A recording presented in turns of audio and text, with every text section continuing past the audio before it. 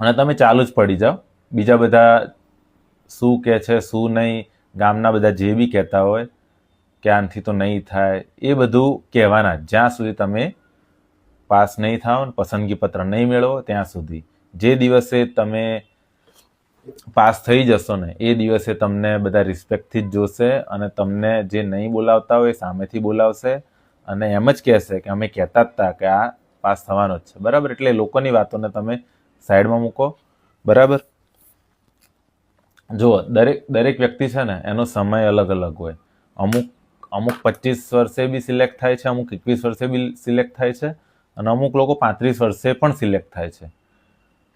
પણ તમારું મેઇન વસ્તુ શું છે કે તમારું વાય ક્લિયર હોવું જોઈએ કે તમારે આ કેમ કરવું છે.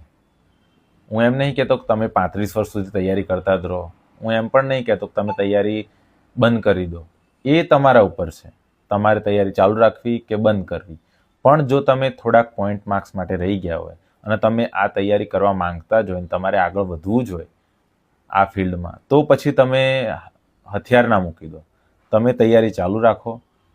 તમે જે બી તમારી ભૂલો થઈ છે એને સુધારો. તમે એક ચોપડો લો, પેન લો અને લખો તમારી જે ભૂલો થઈ છે. મારે આ ભૂલો ના કરવી, જે થઈ ગઈ છે મારી ભૂલો એ હવે ના થાય. એક તો પોતાનો જે ભ્રમ છે ને, ભ્રમ એને દૂર કરો. લોકો ઘણા ને ભ્રમમાં જ જીવતા હોય.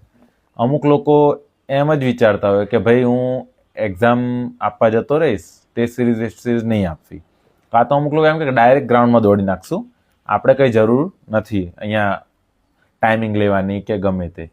ને અમુક લોકો એવું વિચારતા હોય કે અરે ગમે તે ડાયરેક્ટ એ તો દોડાઈ જાય, એમાં દોડાય શું ના એમ. એ બધા ભ્રમ તોડવાના.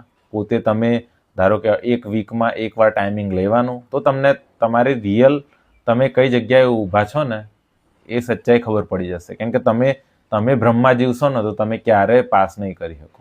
તમારે તમારું સેલ્ફ ઇવેલ્યુશન કરવું જરૂરી જ છે કે તમને જાતે ખબર હોય છે કે આપણે કેટલા પાણીમાં છીએ અને આપણે કેટલી મહેનત કરવાની જરૂર છે.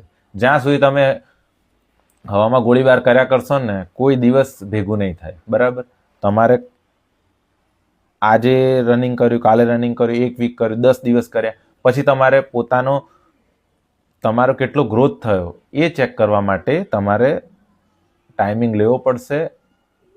એ પછી તમે ટાઈમિંગ ગ્રુપમાં લો કે એકલા લો એ કોઈ મેટર નહીં કરતું, પણ તમે ટાઈમિંગ લઈ અને પોતાનો ભ્રમ તોડો કે મારા આટલામાં પતે છે.